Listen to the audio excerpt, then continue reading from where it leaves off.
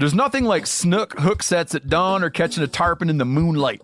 Find your next fishing trip made easy on fishingbooker.com and experience the magic of the Sunshine State or any other destination on your fishing bucket list. Book a blue water adventure in search of sailfish or go snapper fishing with the kids. With over 6,000 captains and trips to choose from, planning your next one just got a whole lot easier. Download the Fishing Booker app on the Google Play or App Store or visit them online at fishingbooker.com to book your trip today. I'm sure a lot of you guys remember the old ceremonial hunting tradition of eating the heart out of the first animal you kill. Meat from those organs are among the most nutrient-rich foods on the planet. You can get those same benefits your ancestors craved via convenient daily capsules from Heart and Soil. Find out more at heartandsoil.co. And remember, use code MeatEater for 10% off your purchase. Welcome to the Wired to Hunt podcast, your home for deer hunting news, stories, and strategies. And now, your host, Mark Kenyon. Welcome to the Wired to Hunt podcast. I'm your host, Mark Kenyon, and this is episode number 323. And today on the show, we're tackling listener questions on topics ranging from how to kill a late season deer, to identifying the most attractive food sources throughout the year, to how to recover from missing a deer, and much, much more.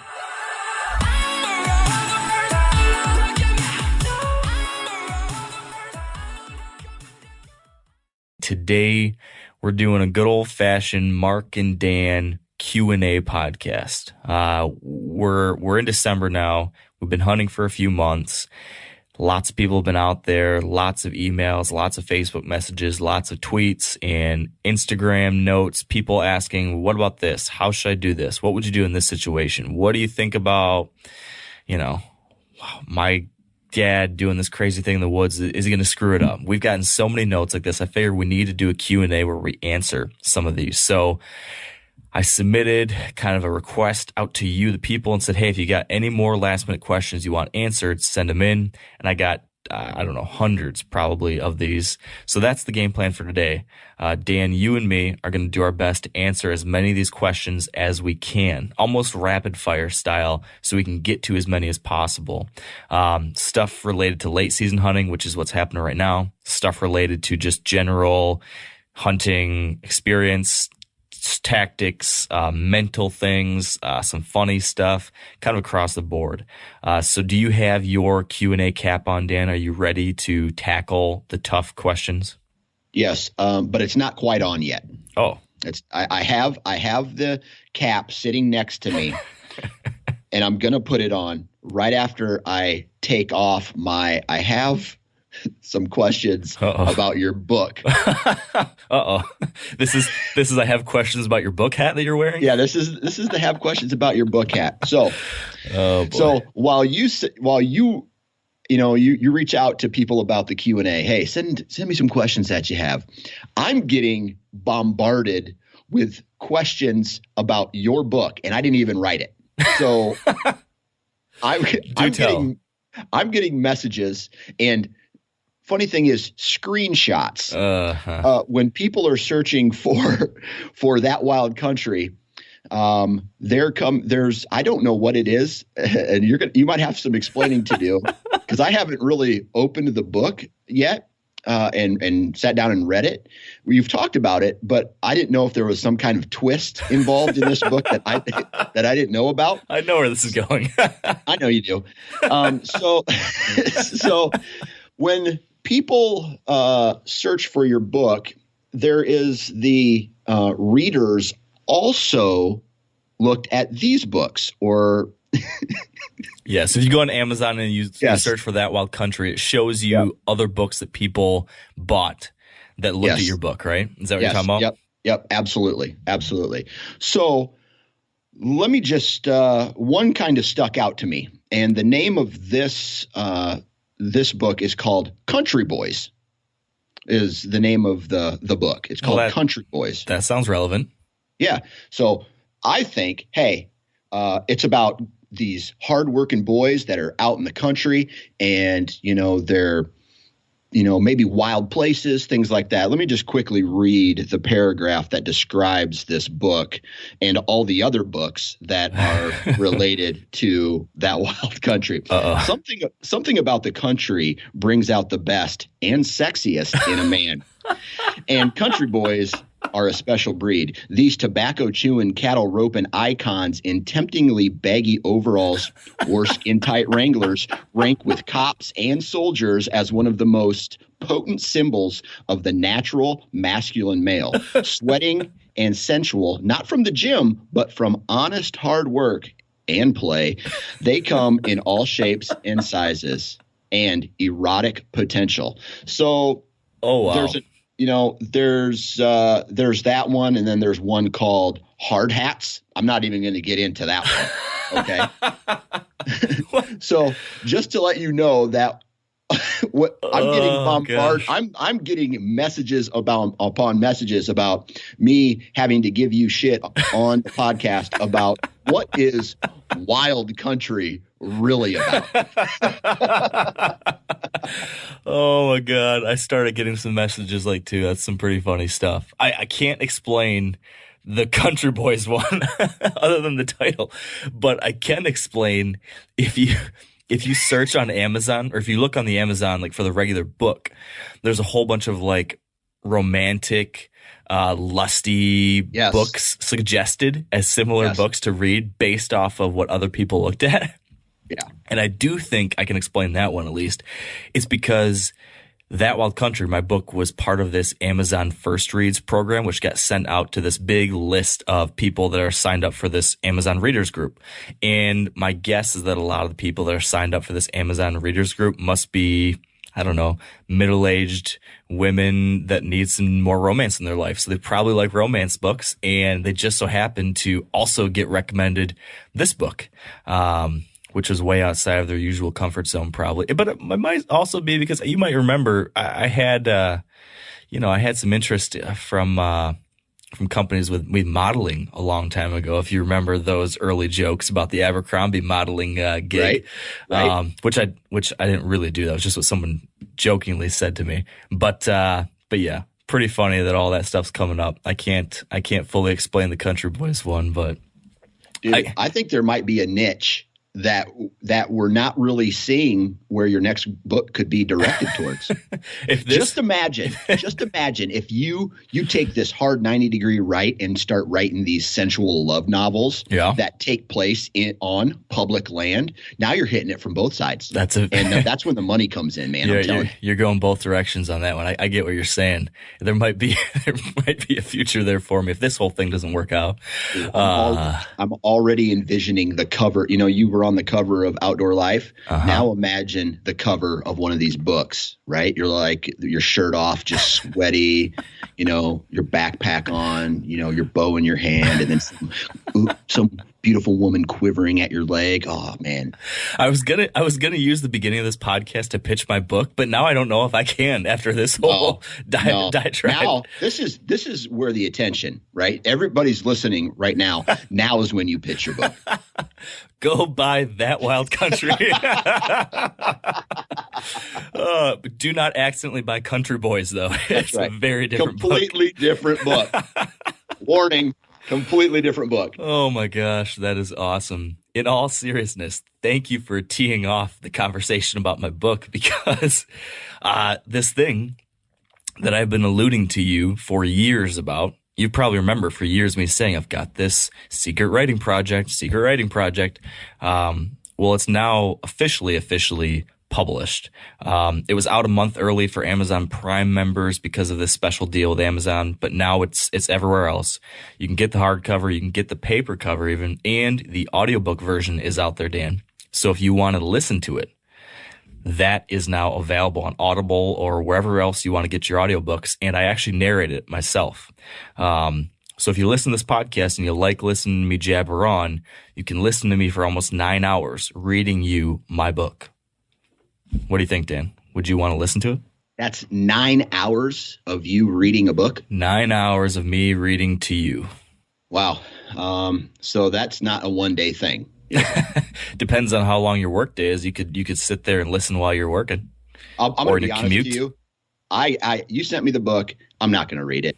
I don't have time. I didn't expect you to. I'm going to buy the audiobook and I'm going to listen to that. And I think that's going to be my best shot because I can do that while I'm multitasking. Exactly. Listen to it when you're on the treadmill or driving the kids to babysitting or whatever. You can yell at your kids and don't have to find your place back in your book. It's just it just keeps going. It's there. Yeah, man. That's the busy man and woman's version for you right there on Audible, That Wild Country. You know, we talked about this on your podcast last week, which thank you again for having me on the show. That was fun. Yeah, absolutely. If anyone listening right now wants to get a more in-depth understanding of what went into writing this book and the process and how I handle adversity and dealing with failure and self-doubt, all that kind of stuff, go listen to Dan's Nine Finger Chronicles podcast. It was a really cool conversation, I think. Yeah. But I'll tell you in short, really quick here, if you guys have listened over the years, if you've followed me, you know that I and Dan care a lot about public land. You know that we've gone out there and done a lot of these things. Over the last 10 years, I've been going out and spending as much time as I can out in wild places, sometimes for 2 to 4 months a year. My wife and I have been out there camped out on public land, hunting, hiking, fishing, camping, rafting, kayaking, doing all these different things. And over the last 5 years, as many of you know, given the fact we've talked about this in the podcast, there's been a lot of controversy around these places. And so as I was trying to wade through all this controversy in 2015 and 16 and 17, as I was trying to understand it, I realized that I didn't understand how we got here.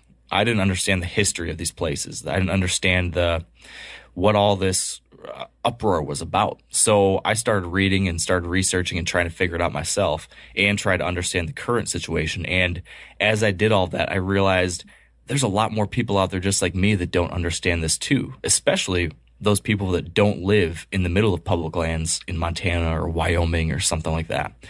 So that's why I decided to write this book. It is all about the history of our public land system and what's going on right now and what we need to be thinking about in the future. And I go through all that information and tell that story through a series of my own adventures. So I write about a backpacking trip in Yellowstone National Park with my wife. I write about a shed hunt and camping trip with Furter in North Dakota. We do a pack rafting and fishing trip in the Bob Marshall Wilderness of northern Montana. We've got other hiking trips. We got a peak bagging trip in Nevada. I've got a black bear hunt with Randy Newberg. All sorts of stuff. My caribou hunt in Alaska, all that's in the book and a whole lot more. It's my heart and soul. I mean, I know I told you this already, Dan, but I've never worked on something so much in my life. I've never worked on something that was harder, but it is the most fulfilling thing I've ever done. So I'm making a hard pitch to you guys right now. If you've listened to this podcast, if you follow the Wired Hunt blog, if you follow me on social media, if you've done any of those things, I don't often ask you for things or pitch you hard on things, but I'm doing that today. So I hope you forgive me for that. But I'm going to read you a couple little quotes here from the back of the book. This one here is from Steve Rinella. You might have heard of this guy. He said about this book, "Right now, groups and individuals as diverse as the nation itself are coalescing around the rallying cry of keep it public as we fight to defend the environmental integrity and accessibility of our public lands. Let Mark Kenyon's That Wild Country be our guiding text. Not only does Kenyon tell you why and how we have public lands, he also tells you why and how we'll keep them. Read this book and join the movement." There's Steve's pitch to you. My pitch is this is all I got. This is the best work I could possibly do. I'm putting it out there in the world for you guys. I really, really, really hope you enjoy it. I hope you read it. It would mean the world to me if you would pick up a copy, if you would buy a copy for a friend or a family member for Christmas. This is nothing has meant more to me. So please, I'm just going to come right out and say it. If you've ever listened to this podcast and taken any value from it, here's your one best chance to support me and say thank you for all the free stuff we put out there. Please buy That Wild Country, and that is my pitch. I won't bug you about it anymore today, at least. Yeah. There it is, Dan. Well, I'll tell you what, and that's a good point you made at the end there is how many episodes of Wired to Hunt are there? 320 some episodes of this podcast. We did 60 some episodes of the 100% Wild podcast, 10 years worth of articles, whole lot of stuff out there. All that's free, right? You may have to listen to a couple commercials throughout the episodes, but you're not paying for anything, right? So all that free content that you've gotten, now take what's the book cost? $25, something like that. $15 on Amazon right now. 15, and that's probably free shipping if you buy it off Amazon. Yeah. So right there, $15 for multiple years worth of content. Go buy the damn book. There you go. Audio version, hardcover version, it's all out there online or in stores, wherever you want to go. So that's the book plug. Now we got Q&A session, Dan. Q&A. Q&A. We need a transition intro to Q&A podcast. I think I've talked about this before, where you push a button on some board somewhere. Like a soundboard, yeah. Yeah, edit it in, and it's like an explosion. It's like Q&A, and then that's it. You know, they have that on the Mike and Mike show or Golick and Wingo show now or whatever. You know, I feel like we need that Q&A, but then there should be an echo afterwards. So try it again. Do the explosion. Do your announcement, and then I'll do the echo, and then we can start. Okay. Q&A. There you go. That's it. Now, edit that in to every Q&A. I mean, there you go. I think that's a good plan. So with that out of the way, questions. We've got a whole lot of questions. Question number 1, Dan, comes from Alex. Alex asked, what should you do after missing a buck? Should I go right back after him the next day? Should I change spots, or should I give him a few days or weeks? I'm asking for a friend who just threw out 14 years worth of practice and missed a buck yesterday. 14 years? Yeah, I think that's what he said.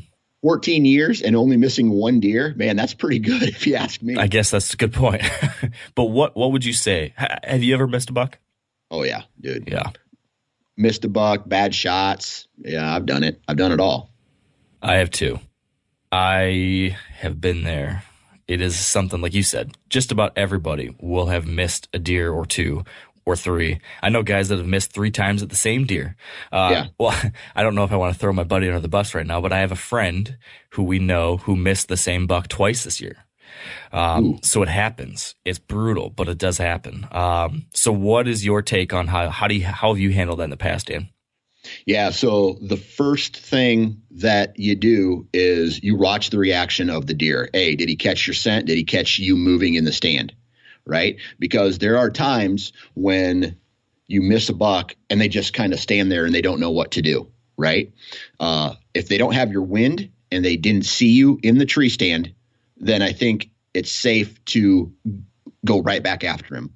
Now, if you shank the shot and he's there and he's looking right at you in the tree, and then he runs away blowing, and then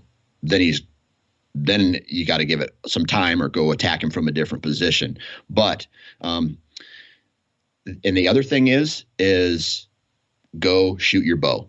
So first identify whether or not the buck is truly spooked, because dude, trees fall in the woods all the time. There's noise cracking in the woods all the time, and it spooks them, but then they recover from it real quick.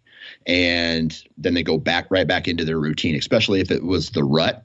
This buck probably forgot about that shot in 5 minutes, especially if he was chasing a doe.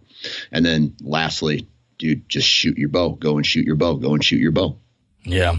I think I'm right there with you. I think number 1, you make a really good point about determining what kind of spook it was. So yeah, did he smell you? Did he see you? How bad is he spooked? That's going to help you determine if you should go back in there. I would say in general, unless he was smelling you and looking at you and you shot at him, all those things, maybe if that happens, he's going to booger out of there for a while, especially if it's early season or late season.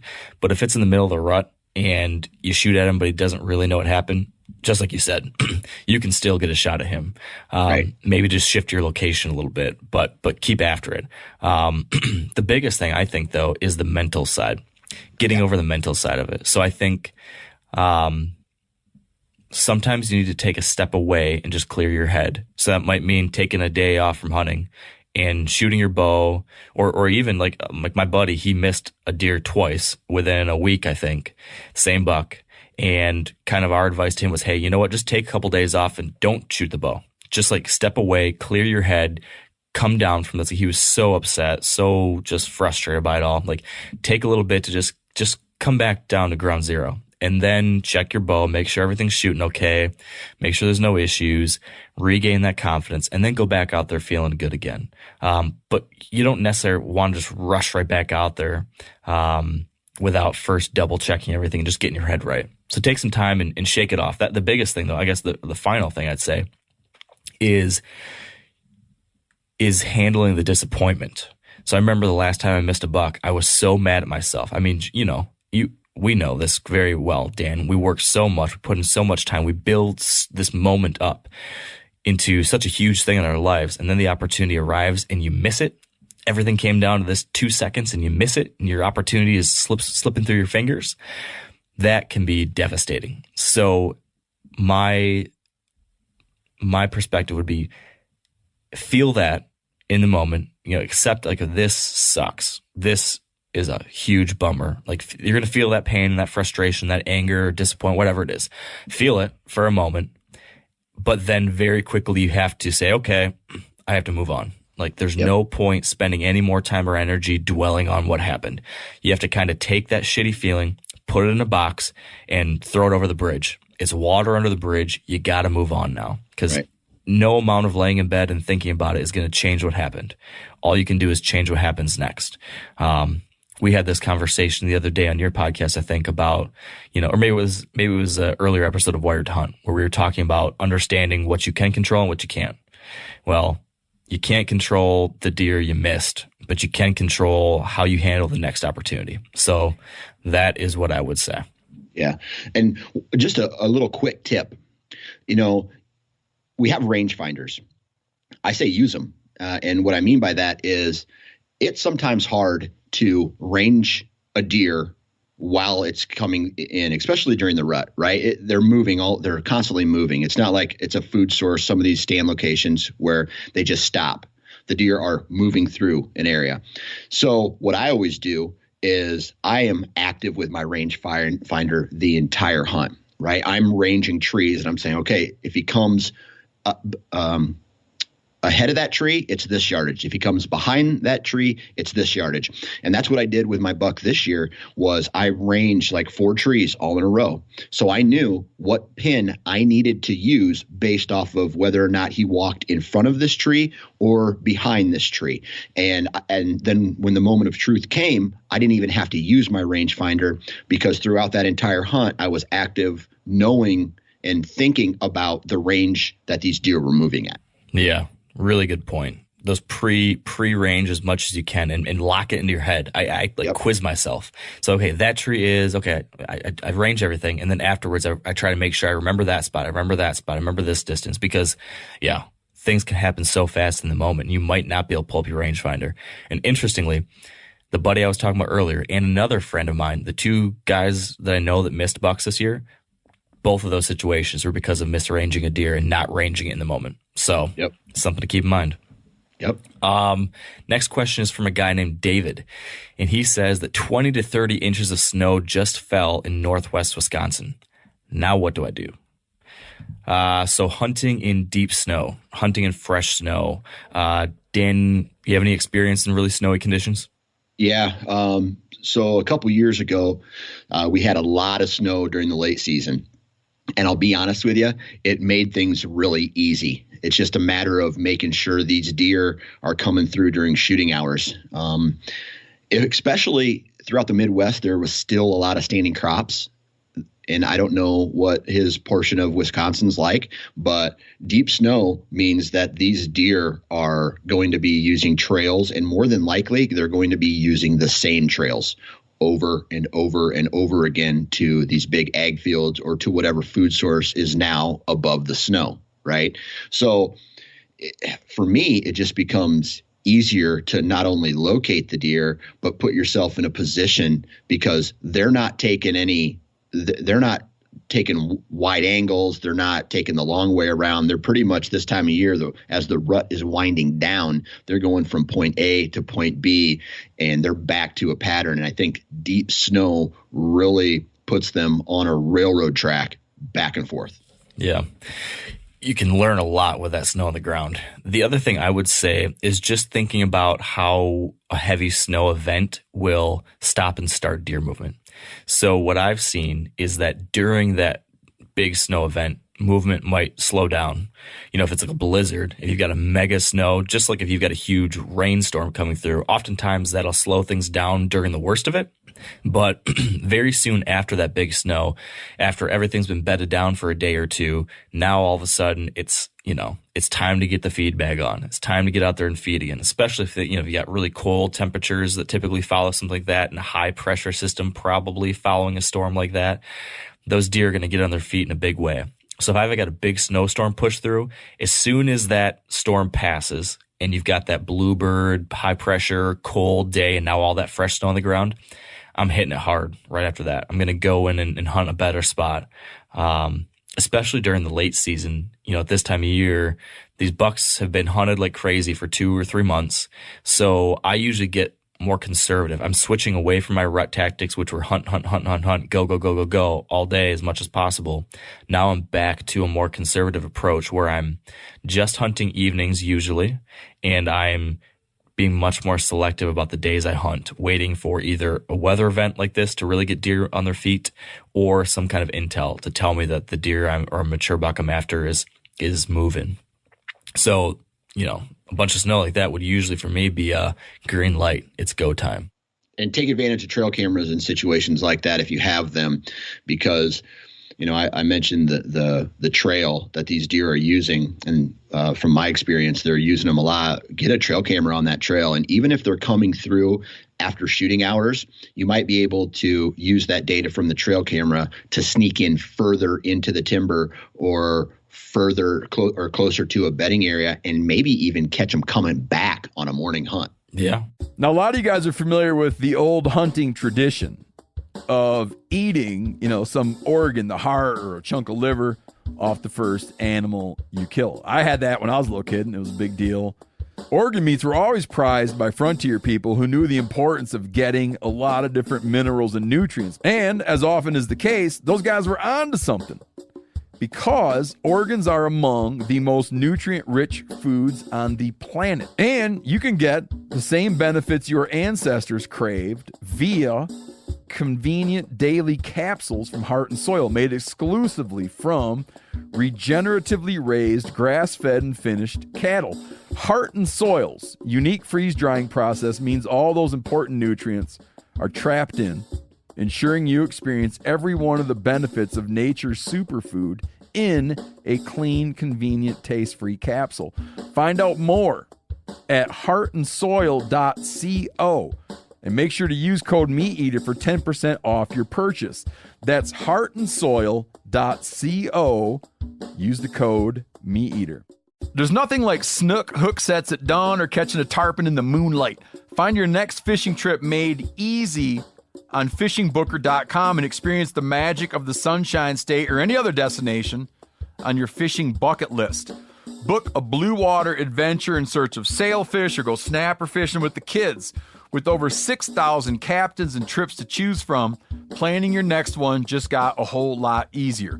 Download the Fishing Booker app on the Google Play or App Store, or visit them online at fishingbooker.com to book your trip today.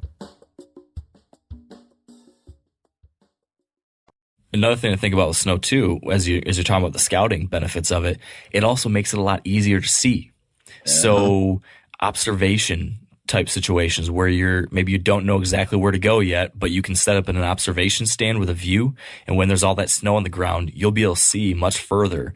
You'll be able to see where that deer is passing through, and so watch a time or two, or move in and hang a camera, and then sit back and watch other spots, and then see what the intel tells you, then take your strike.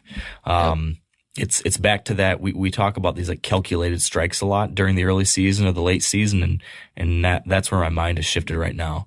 Along those same lines, I've got another question here from HJ something or other, and he just asked, do you give up all day sits in December, or is there still midday action?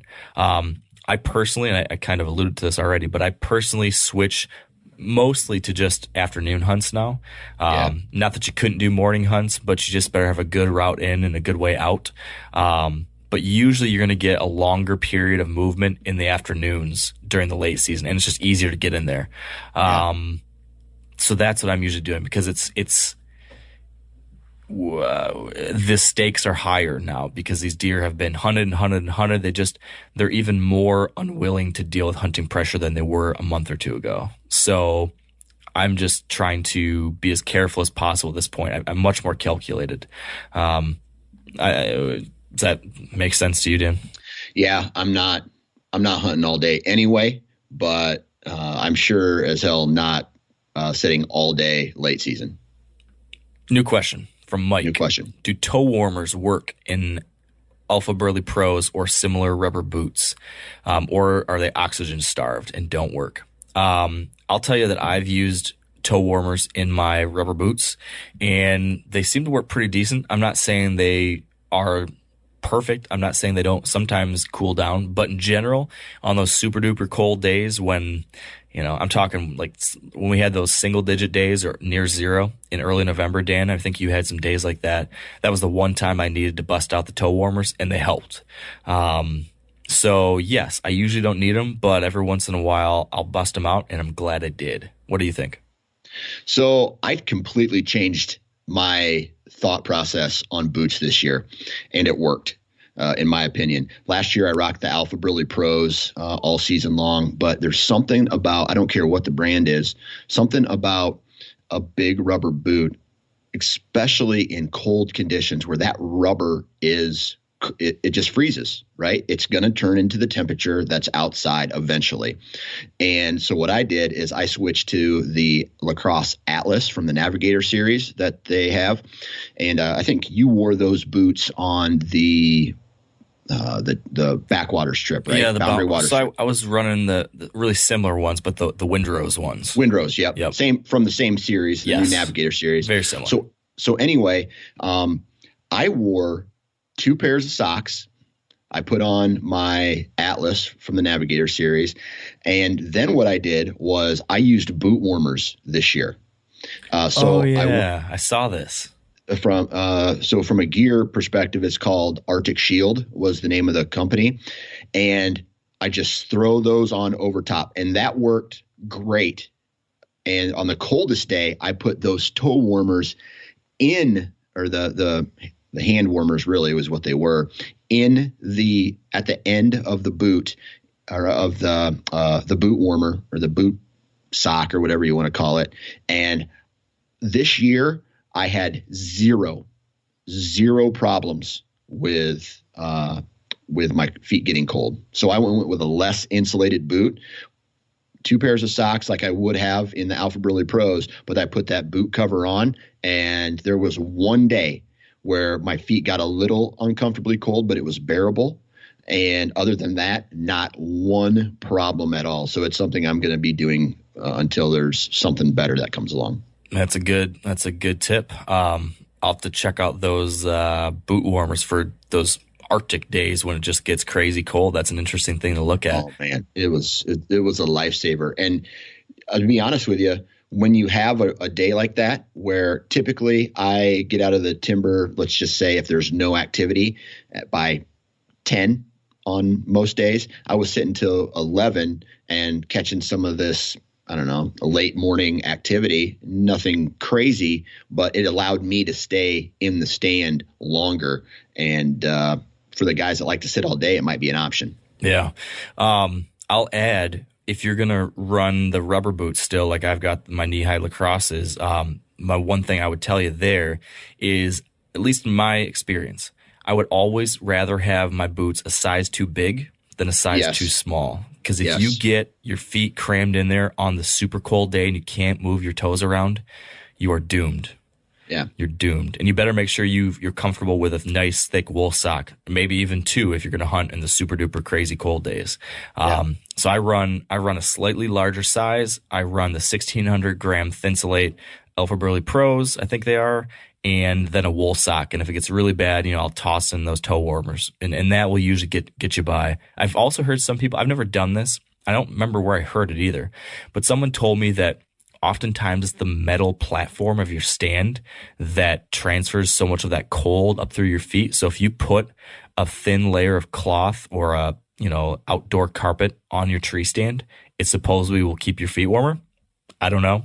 I've never done it, but it was an interesting thing that kind of stuck with me over the years. Is something maybe I should try someday. And that's one thing we talk about on the Hunting Gear podcast, is that air is the best insulator. So you have to have some kind of fluff around your foot, whether that's a really thick sock. And when I mean thick, I mean it has to be able to not be compressed, right? If you're cramming your feet, that means it's compressed and there's actually less air surrounding your foot. So if you have too many socks on, it could probably be detrimental. And if your boot is too tight, it could probably be detrimental, because air is actually what keeps your foot warm. Yeah, very good point. I mean, that's the whole thing with like down insulation, right? That's right. Creating that air, those air pockets. Okay, moving on. Rapid fire. Question from Travis. Who would win in a fight between Furter and Dan? Come on, man. That's not even fair. It's not a... I'm a cheap guy. I would probably use my kindness towards him to take advantage of him. Oh. And when he's like, I would reach for the hand to shake it, and then I just kick him in his dong. And that's how I would win. Right. Oh. I'm kind of cheap. I mean, in a fight, there's no rules. Anything goes. True. Right? I suppose. But I wouldn't hit Furter because he's gorgeous. Well, there you go, folks. I guess Furter would win because Dan fell into that country boy kind of love. I see what you took the conversation that we had at the beginning of the podcast, and then you brought it. Yeah. Oh yeah. That's good. Oh yeah. Yeah, I think you would win, Dan. I just think that Josh, he's a little hesitant. He's a little bit too polite. He's too nice. He takes a lot of hits and he doesn't send them back. So I knew a guy like that in college, right? He's a guy, he didn't talk much, and we gave him shit all the time. And just gave him shit until one day it snowballed, and then he beat the shit out of a guy in the back of a bar. And there's one guy just picking on him. And then this guy snapped. And you got to be careful for guys like that, because when they snap, they have unlimited power and they're dangerous, and Furter could be that guy. You're right. He might snap someday. Thank goodness he's a really good guy, right? Continuing on. Cody asks, chicken or beef tacos? I'll let you answer that first. Beef, no question. But really the better answer is venison tacos. Yeah. Okay. Wild game. So after my rut hunt, or my elk hunt, every year we come off the mountain and we go to this little taco place and just gorge ourselves on tacos, the post elk hunt meal. And I'm all for random, right? I like beef. I like chicken. I like fish. I like pork belly. I like all these. I like variety. I'm a taco guy. It's like I love tacos, period. Me too. Best tacos I've ever personally made are from a bird that I shot down in Texas called a rhea. It looks like an ostrich. Oh, yeah. And I turned those into tacos with a chipotle mayonnaise type of sauce with a slaw, and added, I think there was some like pepper in it. Oh man, that does sound pretty good. Money.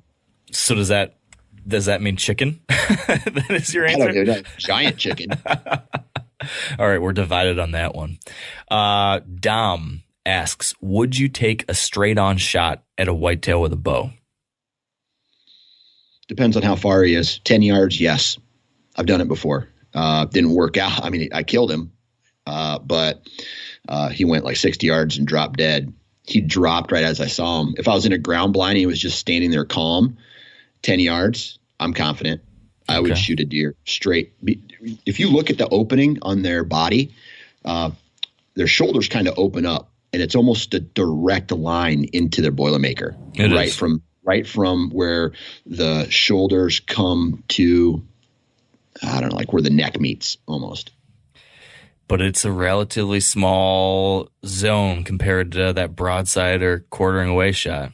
Yep. 50 yards, 40 yards, 30 yards, maybe even 20 yards. No. But if he's 10 and inside, yes, I'll take that shot. Okay. I probably would not, but I would probably be sitting there like, God dang it. Should I have taken that shot? I wish I'd taken that shot. Maybe I should have taken that shot. If I didn't end up getting to kill that deer, I would probably stew on it a lot, but probably in the moment, I would just err on the conservative side, because if you pull it an inch or two to the left or an inch or two to the right, either way, you're hitting that leg bone, and that's not going to be a fatally hit shot. But I know certainly people do it and can pull it off, but I would probably say if you are not really experienced or very confident in your archery skills, that's one that's better relegated for a wait and see situation. Right. Okay. How about this one? Well, I can really quickly touch on this. Travis asked, any updates on Tran? Is he still alive? I don't know 100%. I hunted for him a couple times the first week of gun season, and I did not see him while I was out there hunting. I saw him one night glassing when I wasn't hunting, and then went out 3 times. Didn't see him. I have not checked cameras, though, since like November 10th, but I've got a neighbor who got pictures of him as recently as November 21st, I think it was. So he's still out there as of then. I haven't heard from anyone in the area that's killed that buck. So fingers crossed he's still around. I'm going to start hunting him again here in the next few days, hopefully a little bit, and we'll see what happens. There is one new buck that's shown up, Dan. Okay, I'm listening. This is a neighbor intel again. It's kind of cool. I'm getting to know more and more of my neighbors. I like it and I don't like it. I like it because we're sharing information. You know, it's good to have positive relations with your neighbors, help each other out, so on and so forth. But it's also a little stressful in that now I know, you know, how much these bucks roam around, or all the times that someone came really close to shooting a deer, or heard that another neighbor saw this deer. And so it's almost, sometimes ignorance is bliss, you know? Now I know everything that's going on. I'm like, oh gosh, this buck almost got shot. This buck got missed. Like, so for example, the big 10-pointer that passed on twice this year, RB. Yep. He got shot at and missed. The guy grazed over his back. I think it was either over the back or under the belly, but grazed him. So he made it through another shot opportunity. A different neighbor saw that same buck just over the property line, didn't shoot him. Tran was seen and drawn back on by someone else, but they couldn't get a shot. So I'm hearing all this stuff, and, you know, it's taking years off my life. But the point being is that one of these neighbors has gotten trail camera pictures of a new buck that looks definitely mature, that I believe I saw once last year and got some pictures of, but he's not on the farm at all until like mid to late November. And then he showed up for a little while and then was gone again for the rest of the year. Well, that buck is apparently back in the area, and he's like an 8-pointer, but either both of his brow tines were busted off, or they're just like nubbins, like not even an inch tall. So essentially just a really big 6-pointer, but a big body, deep chest, swayed back. So at this point, if that deer that is a no-brainer 4+-year-old comes by, and he's also a bonus buck, he's not in the area, I wouldn't expect to see him, you know, back next year. I would probably have to take a crack at him at this time now that we're in December. So yeah, maybe there's 2 bucks I would take a shot at now. So that's awesome, man. That's the hunting update there. Okay, continuing on. I apparently didn't write this guy's name down, but do you get your bucks mounted? And if so, shoulder or Euro? I do get my bucks mounted. I do both, sometimes a shoulder mount, sometimes a Euro mount. I'm increasingly doing more Euro mounts because my wife is getting upset about us not having wall space left anymore. And she doesn't like these rooms packed with big shoulder mounts. She thinks it's creepy or tacky or something. So we disagree on some things.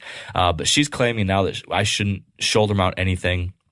And I'm not big into antler size or inches. Like, we talk about this a lot. That's not what I'm measuring things by personally. But my wife is now instituting an antler criteria on what I can mount. She doesn't think I should mount anything that's not 140 or bigger.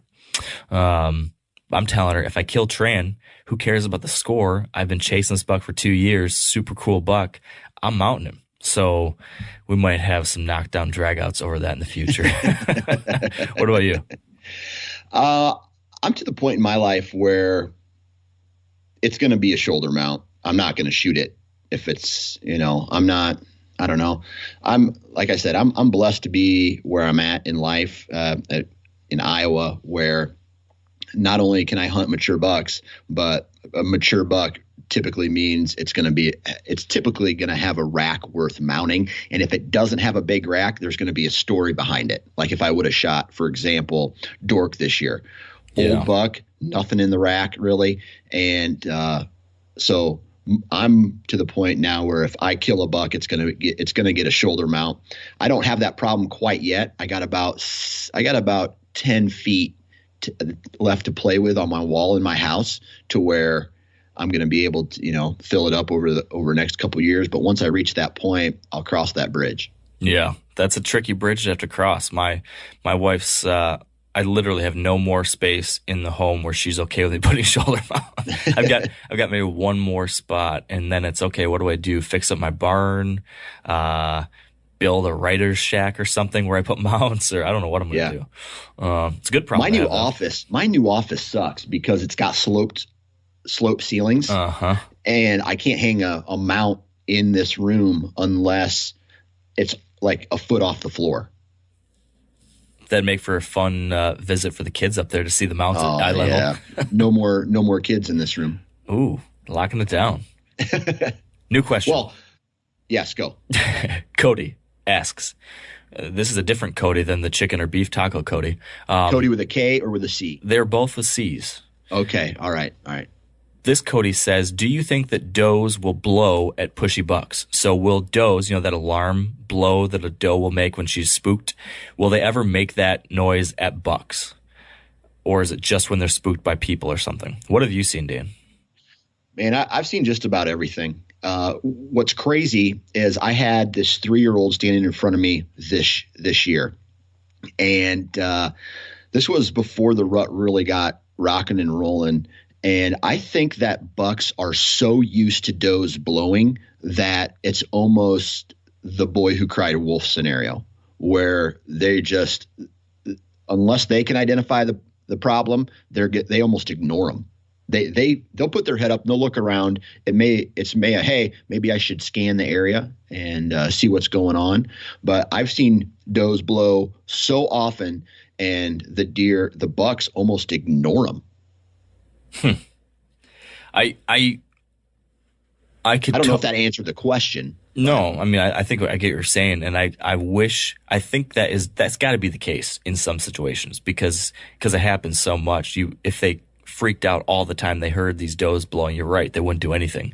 But whenever I hear a doe blow, at least when I'm in Michigan, especially if it's, getting towards prime time, I just always think like once that alarm sounds off anywhere, that one wily old buck's going to say, oh, well, there's a chance there's something out there. At least he's not going to go out to somewhere like an open transition or a field or something like that. He's probably going to play it safer for the next 20 minutes maybe. But to the specific question about will does blow at pushy bucks, I hadn't seen that personally until just recently. This year, actually, I saw that happening and had another guy tell me the same thing, that he's heard that happen often. And then I was hunting on the back 40 not recently, I guess this is the day I killed my buck, so November 5th, I think it was. And you could hear this doe blowing in the swamp, blowing and blowing and blowing. I'm like, what is going on in there? Did a coyote run in there and spook this deer or what? And then out runs 2 bucks. You could just, there's does blowing, and then 2 bucks come running out to the field, stop in the field, turn around, run back in there. And then you saw a doe running around in there too. So it was just a doe, I think, that was getting chased by these bucks, and they were running around chasing her and doing crazy stuff. And that doe was just frazzled or sick of it or something. There's so many questions that I have in a scenario like that. Did the doe hear the buck but not see him? Right. Could she smell him? Because, obviously something making a lot of noise walking through the woods is going to spook that doe. And I don't know whether she was being pushed and really like annoyed. So I don't think deer can think like that. Right. A deer is not going, I'm going to blow in hopes that it spooks this buck off my butt. Right. It's all instinctual, right? They just react to stimuli. It'd be interesting to get in their heads, though. Okay. I got a couple book-related questions here. Drew asks, did you always plan on writing a book, or was it part of your merger with Meat Eater that got the ball rolling? The book was pre-Meat Eater. This is an idea that I started thinking about back in 2015. I didn't do the whole Meat Eater thing till 2018. So as I alluded to earlier, I started, I can't remember exactly when it was, but at some point I decided that the next thing I wanted to do in my career was write a book. That was this next challenge I wanted to try to take on. I think I was telling you about this, Dan. We were talking about, sometimes in your career you feel like you've plateaued or things kind of stagnate. And whenever I feel that way, I always try to find what's the next thing I can try. What's the next challenge? What's the next step? And so for me, it was, okay, I absolutely love books. I love reading. And so because of that, it made sense that I wanted to try writing one too. And so I started this whole idea around 2015, and in 2016 and early 17 got really serious in trying to do all the surrounding work that leads to a book getting published. You've got to get a book agent. You need to then put together this big book proposal, and then you and your agent need to go and then try to sell that book proposal to a publishing company. And all this takes a whole lot of work and a whole lot of time. So finally I got a book deal in the fall of 2017. I signed my book deal, and I didn't merge with Meat Eater until the next spring. So this is pre-Meat Eater, but they have certainly been really supportive of it and a great help. And I got to give a big thank you to Steve Ranella, because he was really helpful in kind of giving me confidence to do the book. Because I actually sat down one time, this was years ago. This is like 2014 maybe, and was drinking a beer with him talking about, his career, my career.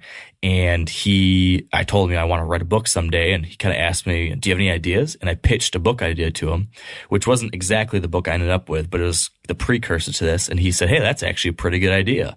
And he then, helped me make some connections and pointed me in the right direction for how to get started. And lo and behold, it all worked out. So that's kind of the Cliff Notes version of how the book came about. It was years and years and years of work, but here it is. Someone else asked here, sticking on the book topic, where is it? Matt asks if the caribou hunt from the book is on Meat Eater, and it is. The last chapter of my book is about that Alaskan caribou hunt with Steve, and that is in season 7 of the Meat Eater TV show, which is on Netflix right now. I think it's episode 13 and 14. It was a 2-episode one.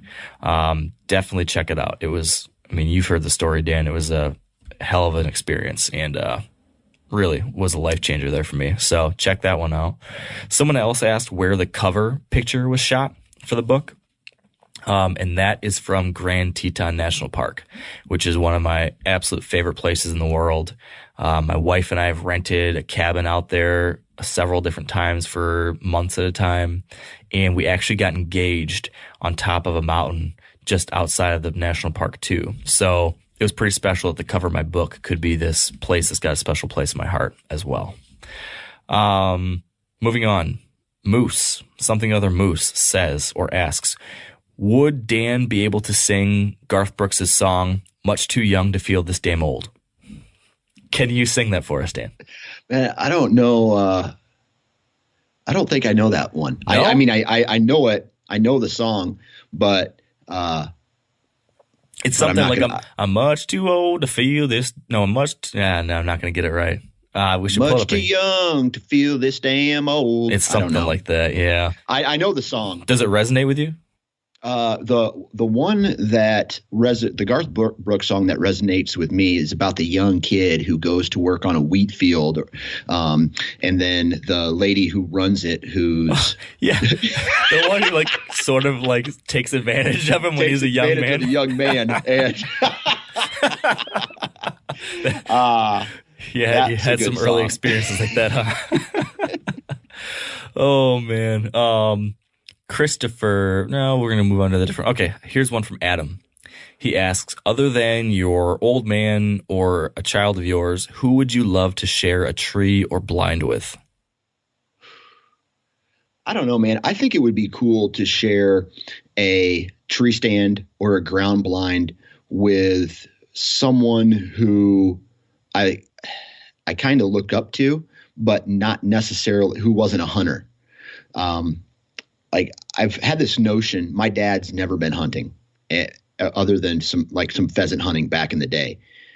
I would like to maybe get him out turkey hunting or something like that. I think that would be cool. You know, that story that you shared about your dad. I don't know if it was on my podcast or your podcast a while ago, but I think I just have this notion that I want to get my father-in-law or my dad out and doing some hunting from that side of things. But from a celebrity side of things, or someone who would be cool, would be Bo Jackson, the football player, dude. When I was young, I thought that dude was God.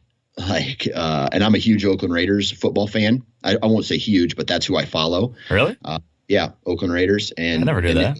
It was because Bo Jackson played on that team. Well, you know, he's a big hunter. Did you know that? Yep.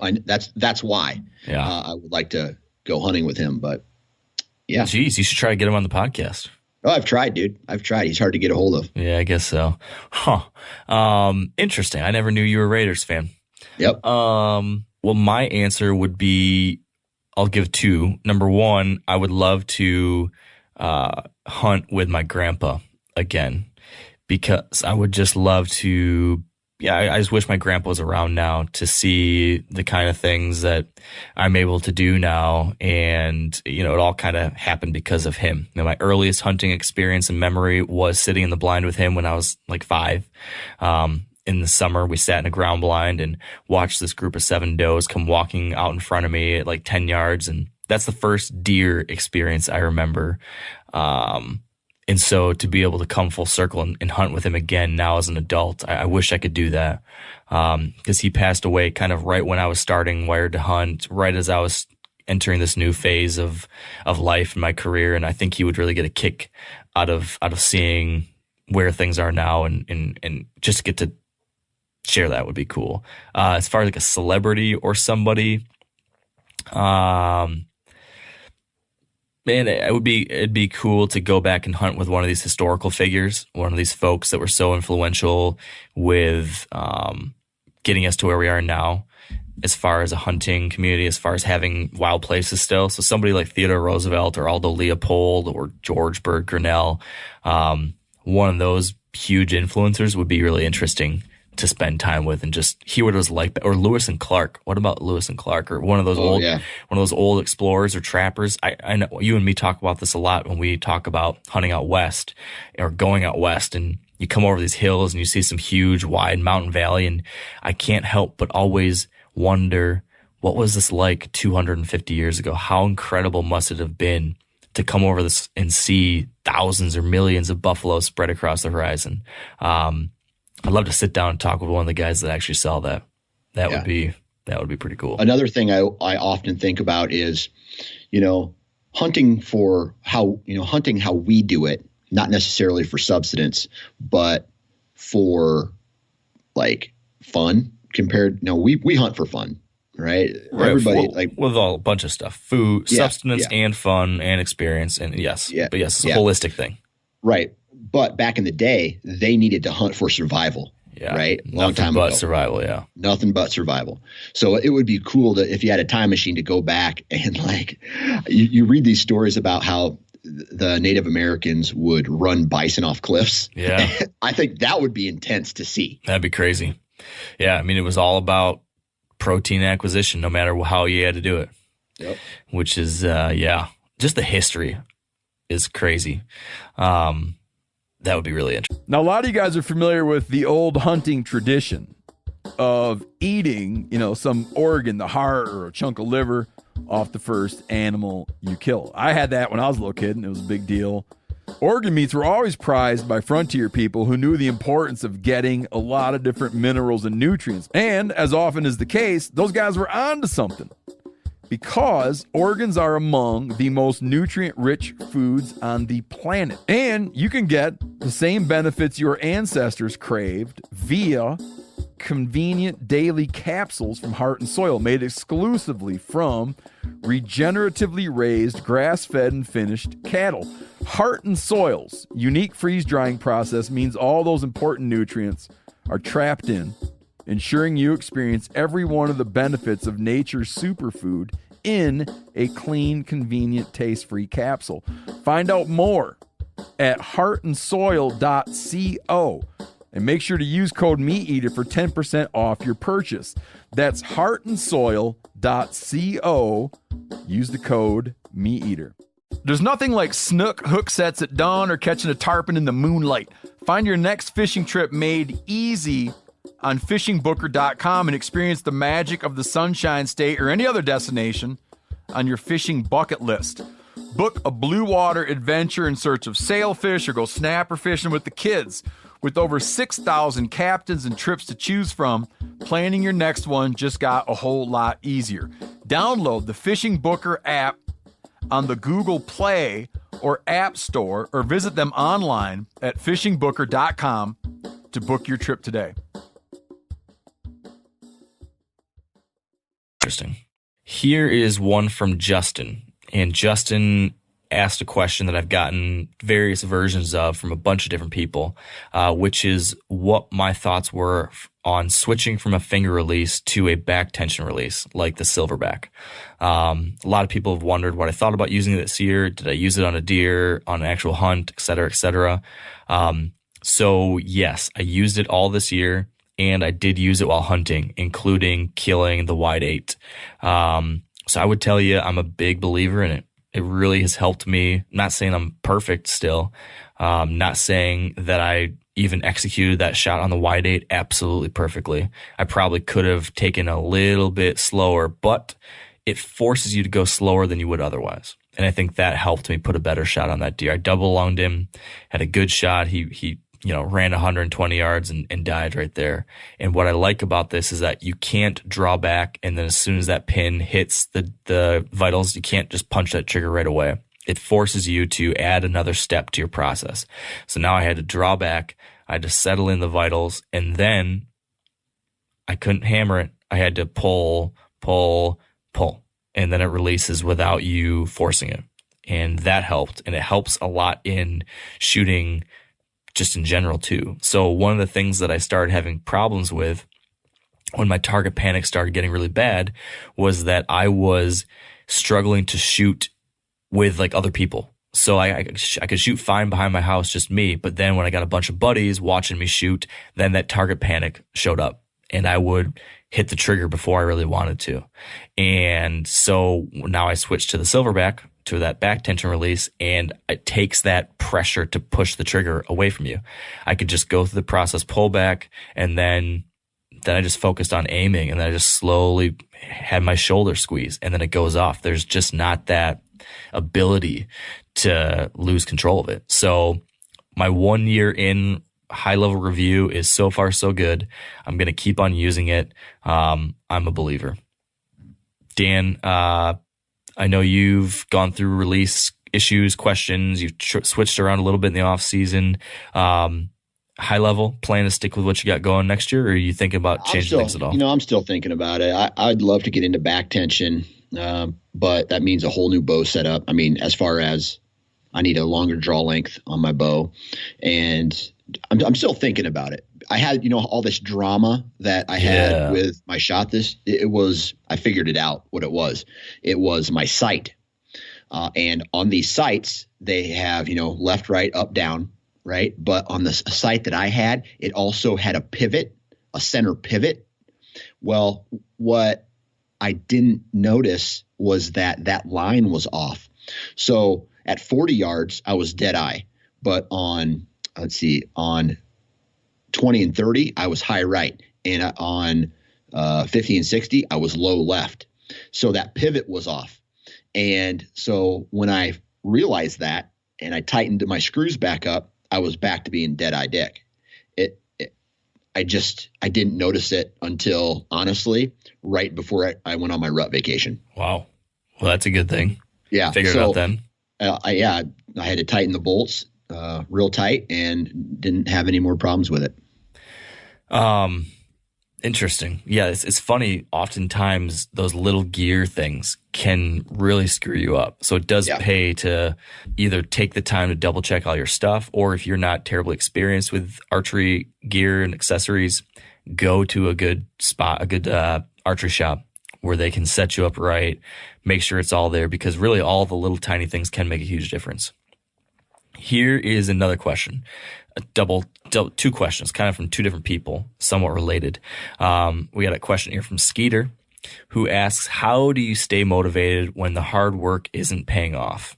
And then I'm going to tack on to that a question from someone with the handle Inches from Success, who explained that this guy lost 2 deer during the season and now is just burned out and struggling to deal with it and stay motivated. How do you combat this? So how do you deal with burnout or when things aren't paying off, Dan? Man, it's been a long time since I've been burnt out. And I just kind of changed my mindset to where, like, isn't this what we love? Right? I mean, back in the day when I was hunting 20, 30 days out of an entire year, I think what really got me back in the game was, hey, take a day if you need it. Take a morning off if you need it. But I just keep telling myself that, dude, this is what I love. If I could be in a tree stand right now hunting, I'd be in a tree stand right now hunting. I haven't felt the burnout in a long time. And I think it's because I changed my mindset on that. It's not the deer that's dead at the end of the season that matters. It's about the process, the journey, right? That is the grind. And I think once you can learn how to love that part of it, then everything else just comes easier. Yeah. Very, very true. And that's probably exactly what I would say. I certainly do get burnout sometimes still. But it all ends up to me, or comes down to having a mental reset, answering those exact questions in my own head. This is fun. This is what you love. You don't worry about the end outcome so much. Get back to just enjoying the process. Get back to just enjoying sitting out here in the tree tonight and just, who knows what you're going to see. Have fun just seeing some does. Have fun just seeing a couple year-and-a-half-olds or whatever. I mean, growing up, that was the coolest thing in the world. And I don't ever want to find myself being all upset and disappointed about that just because I didn't see the one buck I'm after. And I'm not saying I sometimes do get, frustrated with things like that, but I'm trying to get better mentally resetting and remembering that all these experiences are special and worthwhile, and enjoy it, because someday you're not going to be able to hunt, or someday the season's going to be done and you're going to wish you were out there hunting. And then finally, I will absolutely echo what you just said, which was take a day off, take a morning off. I used to be go, go, go. Don't take any breaks, never surrender, work harder, don't complain, just balls to the wall, push through it.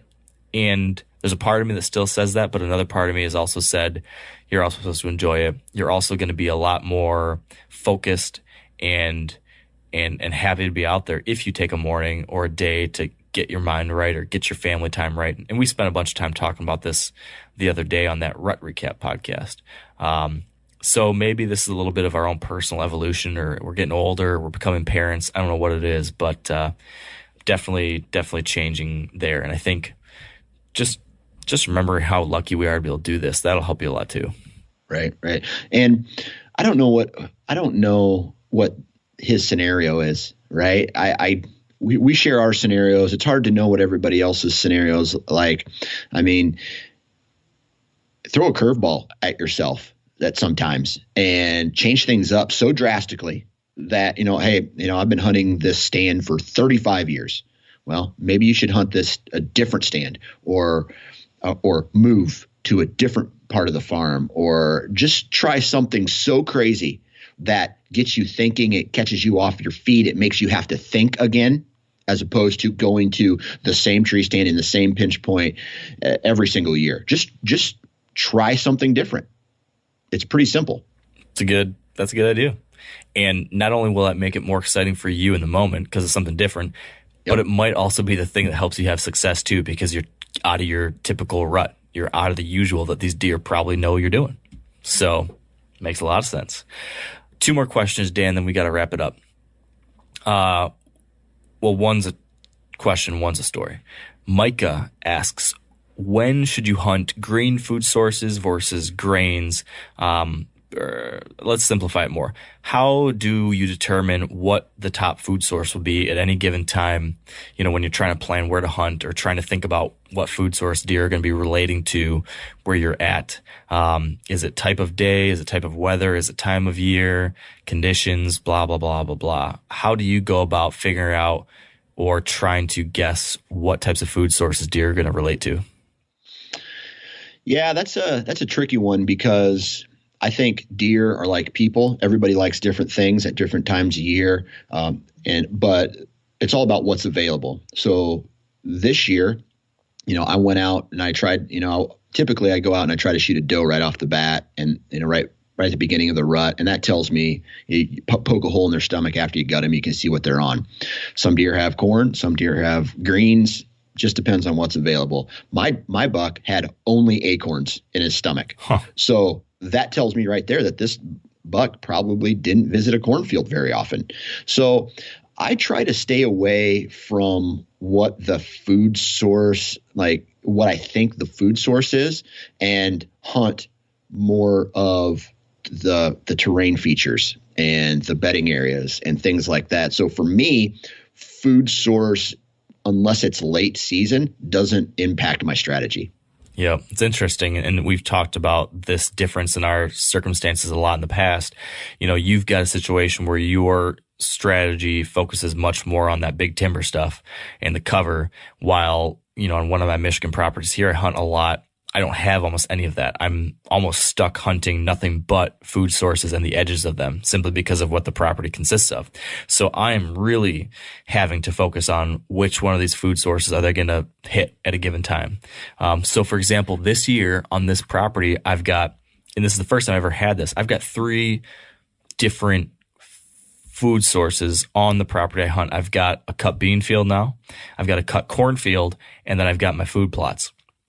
So those are green plots. That's a mix of brassicas and oats and clover and some stuff like that. So I'm having the same debate myself. I've got to pick which one of these areas, which parts of the farm I think will be the top spot on any given night. Cause that's going to help me choose where to hunt, where, that buck might be bedded. He's going to be, if corn's the top thing, he's probably going to be bedded in one of the bedding areas closer to the corn. If the green food source is the top thing, he might be bedded a little bit closer to that one. Now, this could be totally wrong on any given night, but if I'm trying to make a prediction of where the odds are slightly higher, answering this question the right way helps. What I've typically found is that you're going to get better action on the green food sources earlier in the season, or when it's slightly warmer, milder temperatures in the late season, let's say. So when we've got a little bit of a warm-up period, maybe it goes into the 30s or 40s in December, they might be hitting your clover still or some oats. If it is like downright crazy cold, then they're going to shift more to a grain, usually. And I'm taking this from some of my own experience, but then also a lot from other guys that have studied this a bunch. Mark Drury is a guy who talks about this a lot. He always talks about when it's warmer, go to greens. When it's super duper cold, go to the grains. And it kind of makes sense because, when deer are really needing to pack on some energy, right? They need to stay warm when it's deathly cold out. They're going to go for high energy, high carbohydrate food sources like a grain, which would be corn or soybeans. When they're not in need of that so much, they might go and hit some candy crops like oats or clover, or brassicas, which brassicas are a green food source that can be really, really great in the late season. Great. But they're kind of like I said, like an ice cream crop or a candy crop because they sweeten up. The sugars come out in those brassicas once it starts to freeze. So that's what I'm thinking about. Probably at this time of year, the cut corn is going to be top for me on those really cold, snowy days. But I'm going to be keeping an eye on that brassica food plot I've got because at some point they're going to switch onto that in a heavy way. And usually it's real late in the season, like the last couple weeks when there's snow on the ground and it's cold. They for whatever reason in this area, they switch onto it and hit it real hard for a few weeks. So I just have to kind of watch it. Got to kind of scout it, observe it, and can't be too dependent on just what I'm assuming. So something to think about there. Dan, do you got time for a story? Real quick. Okay, real quick story. I gotta share because I alluded to this in one of my posts the other day, and someone asked me, Matt said, we got to hear about the bathroom fail. So last year, Dan, you remember the hay bale blind story, Yep. right? The poop blind. Yep. And I shared that story with everybody because I knew people needed a laugh in their lives. Well, I had a different kind of experience, but a related experience on Thanksgiving. I had a great Thanksgiving dinner. All my family was over. We had grandparents and aunts and uncles and cousins and my whole, the whole family there for the great big turkey day gathering. We ate all sorts of turkey, mashed potatoes, stuffing, rolls, vegetables, cranberry sauce, the whole spread. Do you eat, when you have Thanksgiving dinner, how do you approach it, Dan? Do you approach it with moderation or do you say, it's balls to the wall, it's Thanksgiving, I'm eating everything I can stuff in my face? Mark, it's almost disgusting how I approach holidays and the amount of food that I consume to the point where I feel like I'm Gollum from Lord of the Rings. We're just like, don't. It puts the gravy on everything, My that precious. is how. Yeah, dude, I'm hip checking my grandma out of the way. I'm in the fridge before it's even set out on for everybody to have. It's just disgusting. Okay. So I'm disgusting. Okay. Well, I'm glad we're on the same page there because I am the same way. So I had that kind of Thanksgiving dinner. And then, of course, right, you're sitting at the table afterwards, chit-chatting with folks and, having a good old time reminiscing, telling stories. And then I felt that feeling, that feeling. And I had to go take care of some business. So I went and I tried to take care of some business upstairs in the bathroom. And I flushed the toilet and, things didn't go the way you want them to go. The toilet didn't flush right. I'm going to try to keep this as PG as we possibly can, Dan. So oftentimes, as you might have experienced in the past, I'm guessing you've plugged a toilet or two in your day. Just a couple. So as you might know, right, usually it might not unplug after the first flush, but what you got to do is you got to wait till the water goes down, and then you flush a second time and then plunge as it's flushing, and then it will go. Have you experienced that in the past? Yeah. Okay. I know all the time. Yeah. So this happens. I plug it, I plunge it, it's not working. I flush it again, and I'm like, okay, you're going to plunge it as it's flushing the second time, and you'll clear it. And so this happens, and the water just keeps coming and coming and coming. And my entire family's downstairs and the water keeps coming up further and further. And I'm watching. I'm like, it's going to stop. It's going to stop, right? It's going to stop. And then I realize it's not stopping. And I grab the rug off the floor and throw it into the bathtub. And then I see the water start pouring over the top. And then I see everything in the toilet bowl rushing out of the toilet, going all over my parents' floor in the bathroom. I run out the door of the bathroom, run to the other bathroom, grab a bunch of towels while everybody is downstairs in the living room kind of looking up like, why is Mark running up the stairs across the whole area? Had to run into the bathroom again, throw down towels, trying to soak up everything, trying to keep it from getting to the carpeting, trying to stop the water. I realized you can turn off the water in the toilet, took care of that, and completely overflowed a completely crap-filled toilet on Thanksgiving Day with my whole family downstairs. And that was my Thanksgiving. I had that. I don't know what else to say about it other than the fact that I did get it unplugged eventually, but not until we had to like siphon out some of the toilet bowl water. I had to throw away like 4 towels of my parents. And I spent like an hour disinfecting. Yeah. The other day, Mac clogged a toilet and I kind of shook his hand. I said, welcome to the first step in being a man, buddy. That's a rite of passage for any young man. I feel like you clog your first toilet, it's like a learning moment, right? It's like, all right, bud, here's what you do. Take the back off, pull up on the thing. You got to yell for dad. You got to turn the water off. And then, it's stepping stones. Yeah. See, I didn't turn the water off. That's, live and learn, Dan. Live and learn, Dan. So with that, we've got a lot more questions we didn't get to cover, but we'll keep tackling them. We'll keep tackling. Yeah, part 2. Any final thoughts, Mr. Johnson? I got to go pick my kid up from school. All right. Get out of here. Go pick up your kid, and we'll chat soon. All right. Thanks, man. Got to go. Yep. Sorry. See ya. No worries. Bye. And that is a wrap for episode 323. Thank you all for listening. Thank you in advance for all of you who are picking up a copy of That Wild Country. I appreciate you hearing out my little pitch on the beginning. I really appreciate your support. Means the world. So thanks for that. Best of luck in the woods. And until next time, stay wired to hunt. I'm sure a lot of you guys remember the old ceremonial hunting tradition of eating the heart out of the first animal you kill. Meat from those organs are among the most nutrient-rich foods on the planet. You can get those same benefits your ancestors craved via convenient daily capsules from Heart and Soil. Find out more at heartandsoil.co. And remember, use code MeatEater for 10% off your purchase. You ever get that feeling the walls closing in, the concrete jungle suffocating you? You crave some wide open spaces, the chance to connect with nature, maybe in a spot all your own. Well, head over to land.com.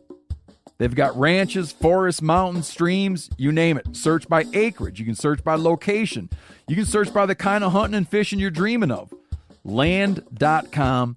It is where the adventure begins.